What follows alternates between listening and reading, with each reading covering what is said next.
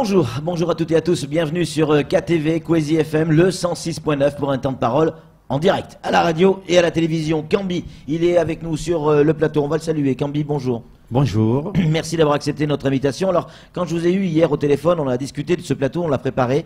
Vous étiez en colère, c'est pas vraiment le mot, pas en colère, touché, blessé, quand vous avez lu dans la presse nationale, eh bien qu'il y avait un certain nombre de personnes, je vais lire le passage, peut-être même qu'on va pouvoir le montrer à la télévision, sur cet article du Canard enchaîné, mais pas que du Canard enchaîné, Le Point, etc.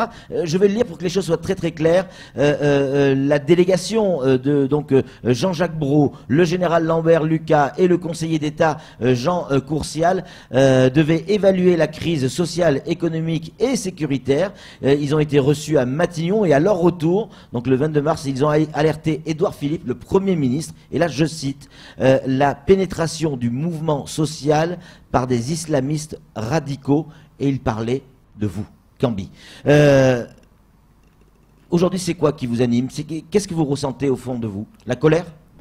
La première chose, d'abord, la personne qui est visée là n'est pas forcément moi. Ouais. Parce que, au fait, ce qui est visé, c'est l'image de cette bénédiction qu'on a fait à Tingoni, Oui. où on a pris le plus vieux fundi qu'il y a sur ce territoire, celui qui porte la voix des Mahorais d'Islam sur Mayotte, qui nous a bénis à Tingoni. Et cette bénédiction... Il s'appelle comment?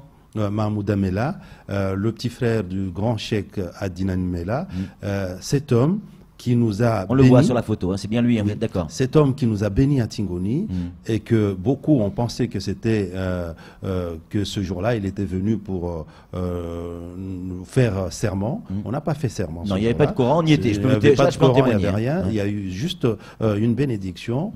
Et cet acte a été considéré par l'État, ce que je sais. J'ai eu la réaction justement du groupe, de la délégation qui était venue. Leur réaction, c'était d'avoir peur de cette image et de cette unité retrouvée, parce qu'ils avaient essayé, à l'arrivée du ministre, de rompre l'unité qu'il y avait entre l'intersyndicale et le collectif. Mais le lendemain, très vite, nous sommes repris devant notre patriarche mahorais, et on s'est retrouvé devant cet homme.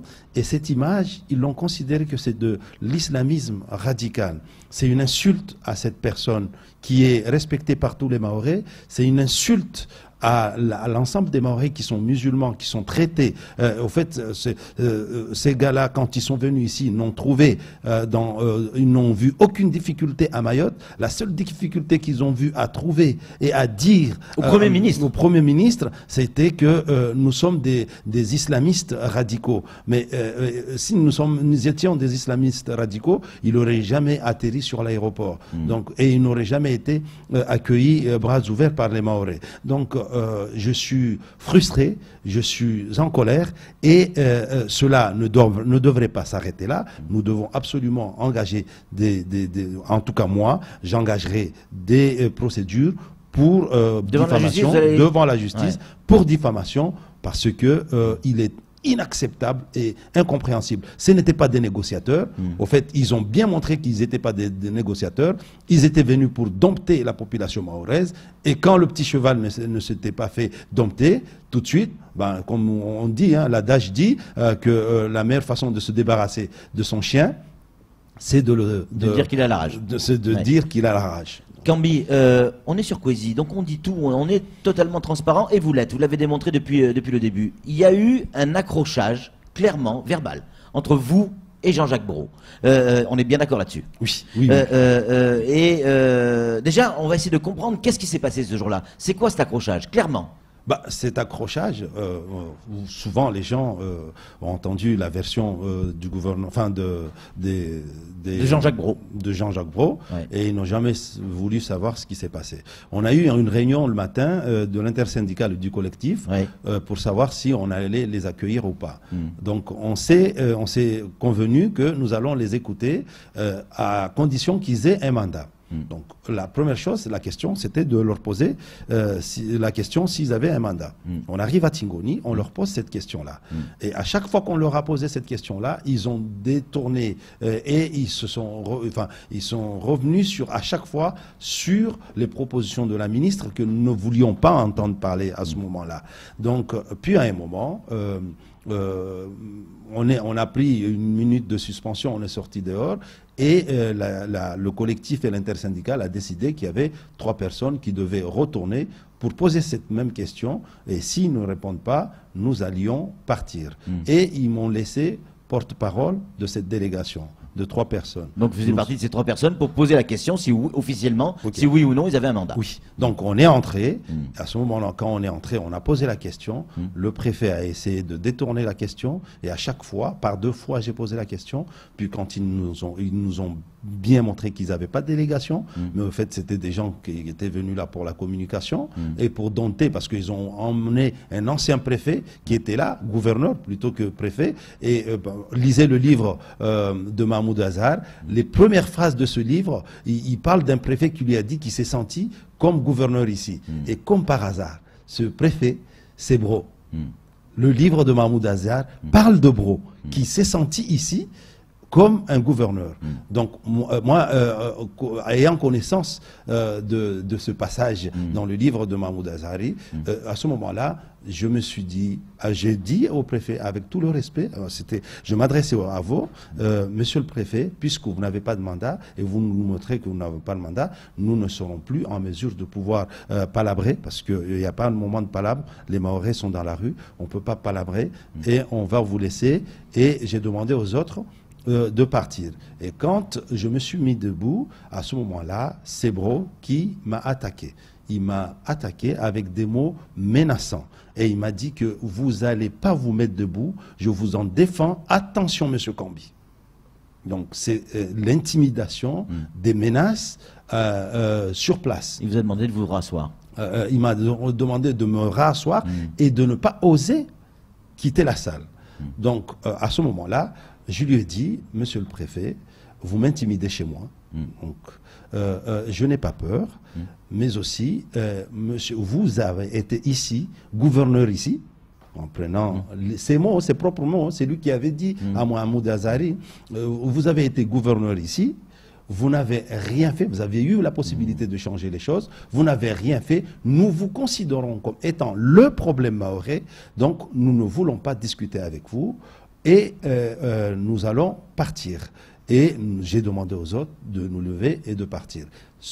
Monsieur Bro a considéré cela comme un affront, a considéré cela comme une insulte, a considéré cela comme une humiliation, et dans son rapport, la seule chose qu'il a trouvé, c'était de pouvoir me descendre et dire que j'étais un islamiste parce que ça fait vendre. D'ailleurs, les journalistes, ça fait vendre. D'ailleurs, les journalistes se sont emparés aujourd'hui et ils s'amusent au niveau de la métropole. Donc, est-ce que je suis un musulman? Oui, mais aujourd'hui, je crois qu'il y a un problème en France, et le problème qui est en France, on se dirige de plus en plus vers la création d'un crime qui s'appelle l'islam. Kambi, donc pour vous, le fait que la presse nationale s'empare de ce qui a été dit par Jean-Jacques Brault, c'est de la vengeance de la part de Jean-Jacques Brault? Oui, oui. Clairement? Oui, c'est clairement de la vengeance. Cet homme a montré à l'ensemble... Mais il connaît Mayotte, il est déjà venu, vous le disiez tout à l'heure. Oui, bon, oui. Vous dites gouverneur, mais il est venu en tant que préfet. Il sait très bien que l'islam à Mayotte est un islam modéré.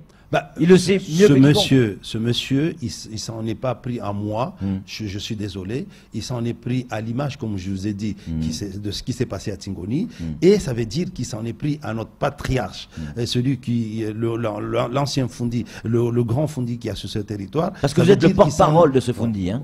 Aujourd'hui, plus ou moins en étant très proche avec lui, j'arrive à discuter énormément. D'ailleurs, de temps en temps, il me défend de dire des choses et je me tais parce, par respect à cette personnalité.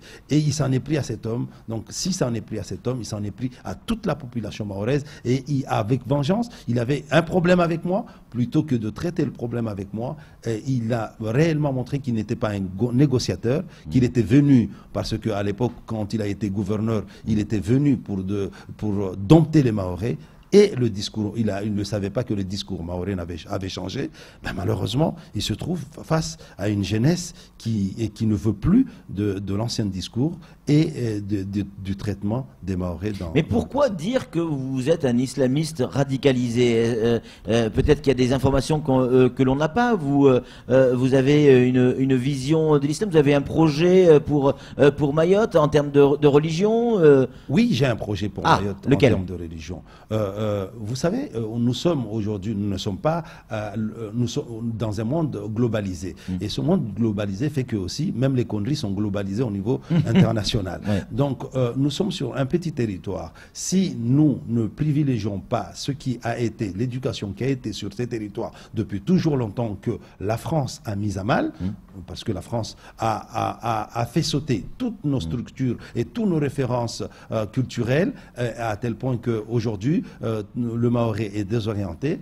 Et nous, mon projet pour ce territoire, c'est de permettre à ce que un islam apaisé, l'islam du prophète Mohammed sallallahu alayhi wa sallam, puisse être enseigné et su, et pour que ce territoire ne puisse pas s'accrocher sur les conneries qui se passent. Ça veut dire quoi? Qu'il faut remettre au goût du jour véritablement l'école coranique? Mais le problème de l'école coranique qu'on a sur Mayotte, là c'est une question que je vous pose, a changé depuis une dizaine d'années. Jusqu'à maintenant, c'était les Mahorais qui faisaient l'école coranique. Aujourd'hui, comme le Mahorais travaille, c'est souvent des Fundis qui arrivent de l'extérieur. Certains ont fait leurs études peut-être au Caire ou ailleurs et qui n'ont pas tout à fait la même philosophie, la même vision de l'islam qu'ont les Mahorais. Et on a pu le voir il n'y a pas si longtemps que ça. Rappelez-vous, dans les rues ici à Mamoudzou, on avait des gamins qui défilaient au salut militaire.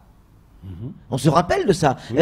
Est-ce que il faut pas revenir à un système qui fait que ce sont les Mahorais qui font l'école coranique? Le projet de la Fédération des associations d'éducation islamique de Mayotte est de pouvoir permettre au niveau territorial de penser un programme d'éducation dans l'ensemble des enfants unique dans l'ensemble des enfants sur ce territoire, un programme structuré avec une pédagogie bien définie pour que nous puissions préserver la population mahoraise de toutes les conneries qui se passent dans les réseaux sociaux et au niveau international. Et puis aussi, il y a Emmanuel Macron, le président de la République, qui avait évoqué l'idée de faire une espèce de structure où on réunirait toutes les formes d'islam qui pourraient exister pour avoir un seul interlocuteur. On est dans cette veine-là? Oui, on est. Non, attention. Moi, je suis parmi ceux qui disent que l'islam, c'est une seule religion. Il y a une seule religion. C'est comme il y a une seule façon de jouer le football. Mais quand on est sur le terrain, chaque footballeur prend la largesse de jouer le ballon comme il veut. Messi ne joue pas le ballon comme un défenseur. Donc, mais les règles du football restent les mêmes et pour l'ensemble au niveau international. C'est exactement la même chose. L'islam est une seule religion et chacun comment je veux dire, chacun prend et pratique l'islam selon son niveau de compréhension et maintenant il y a des extrémistes dans tout, comme dans les terrains de foot il y a des gens qui sont capables de blesser les autres. Donc, mais est-ce que celui qui a blessé un jour un autre met en cause le jeu, le football? Non.